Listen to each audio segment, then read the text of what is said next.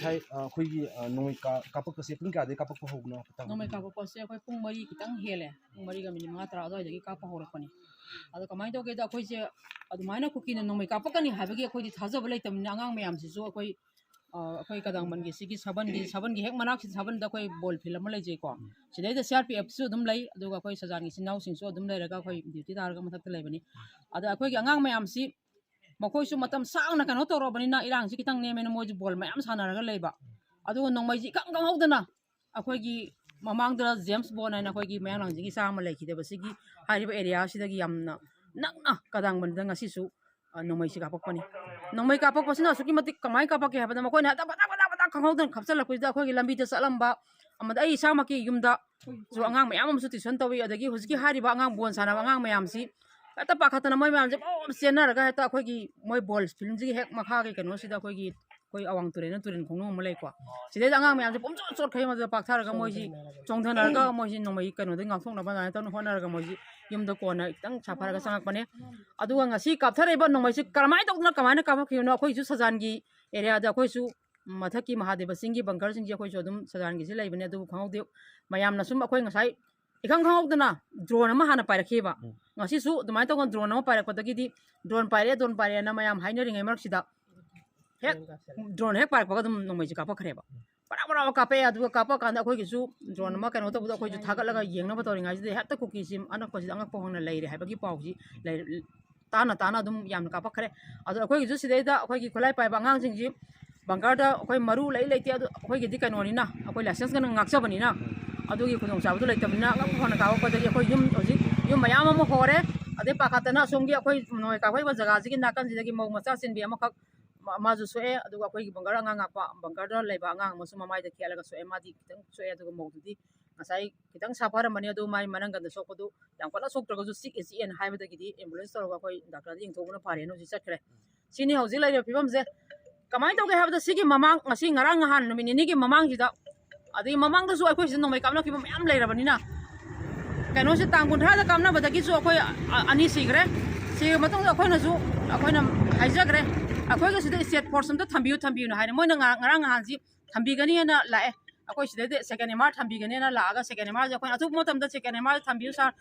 akhoi gi Imphal West ke desne SP su yogi re ko man yaura ga loina na akhoi si yenge lamsang gi OC yawi de khoi commander gi OC sar su loina la piraga mafam si yeng mani ada moina hae akhoi na Mahadev singthak sida lai biu haibada moina slepam je kitang na tai chadri kitang sem saji akhoi soina thu motam de la ke harama ga akhoi na nimitu da akhoi club ne akhoi toroga ocha salaga yeng jaru bani yang kan sida moin hare lebam ji kitang na ta ja moin CRPF leba school se leningi adu lening baju moin hare ba sida CRPF tu tan thok pa ya da bani na koi CRPF leba inna lebam ji kan otok di haiba da gi koi sajan gi leba sang asang om leba ko sajan gi sang asang om Mahadev na kan ji leba sida thambina bani koi myam ji sar athu matam da kano ji thabi ro koi lebam ji ko sengdok sar gi hana aija dana tor kan da moin tharani ngasi nomani ji manung soina akoi second mar thar kan ngasi o thabi rakti ngasi moksu laite ai ngasa ji SB da akoi desne SB phone tau jai nomai kana gamna ring hai sar akoi sumai tau na kukini yang kana nomai kapi re adon saro yung te mateng pakpi yung han akoi kano serpos MR thabi ra kan thabi rakti akoi ji kamai tok do na ha kan moi lakani ha re adu moi lakte yorokte adu bo somda akon bada se akoi ngasi se akoi kharam da lai ba akoi kano sida su CRPF sida su kukin nomai kapthar eba kukin nomai kapthar pati moi ju khut hanar ga moi ga su ngasi din nomai kapna gre aduna makhoi na akhoi kano makhoi gi kano ki badagi mi yam da badagi moi khoi mathak lom dagi akhoi gi kano dagi moi gi head officer khangde akhoi kesor ani da koksele koksan bajeng mayam na akhoi na lambi da tharkadra na akhoi mayam sidagi phone tok tok na koksan da hojiti akhoi kharam da hoji kesor ani CRPF ke thunga ga laigre moi laibani na akhoi moi laibagira kari gino khangde hoji nomai ka pong le khore ko ki jo lepata ki samana lairi ngasi gi phibam je mu asuki mati akhoi awaban dange kamai tok nai awaba gi pangkhai je akhoi tamningai laitre ba press ta khoi tamaga kari bukana ka dono press ta khoi wang aning de tamning dre seng seng haibada ka do ndu tamaga tammi ha joi asu amna kadang made irang thok tan da laire ba jaga sida state force sim da thambiu haira ko ji kuire adu CRP lairi CRP no make up te khote ab loina khanga bani mamang da soi kya hana jo haijagre lambi thongi phibam phatta baga adagi mafam ko ding makta akhoi gi de war pa ngata ni haninga leite sida akhoi hoji ngasi mata da aigi sagi yum da angang 15 jai gi sanu bina tuition tok jamane tuition tok ngai marak sida angang macam ngata ni class nursery to class 5 6 5 angang atane ba angang me angang 15 ji nongoi maru kelakpa masi angang miyam zeta pakhana ya lange ba lang ba noi mo ka pe thuna pak thau hoina akhoi angang gi laikhau si moi langthoga lebak makha si daina phak na te kano si da pak thau hoina inthura ga angang miyam rei hipal leba ado ka pa si henjela patagi noi mo je parak patagi hasi asok pan yaw batare angang miyam se kamai tong ni mama miyam si na angang du kamai tau ga na moi ju lak pa yadre wa tanja du de loina kapna re angang miyam je wa pakhana dana haidi angang phang da ka pe ba noi mo je adedi kapa bani adegi akhoi kano sina ai pure basina angang mayam do loina sopa tare mama noi khara nem daringa je mana akhoi turen makha je akut pam leba ko turen makha je angang tara mai manga je loina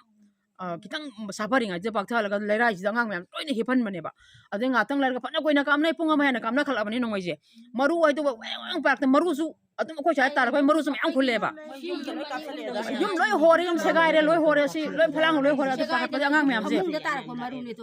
to sida hoje ju to se ingyo se hoje se maru ni sigum maru se yang taraga khoi sidal kano toroga leira bani se hoje ki kano sida mo si ki maru se sigum maru mayam na ko sida kena sawo maru su ai ko sida kena sawo maru su mayam yawe ba samain tok na mayam ma kaptarak bai kano jil leire aduna adu matamda aina haijaning badi akhoi ge sarkar na mating pangbi ga tak mo oirabdi ngasi ma akhoi ge sida kadang man hari area sida akhoi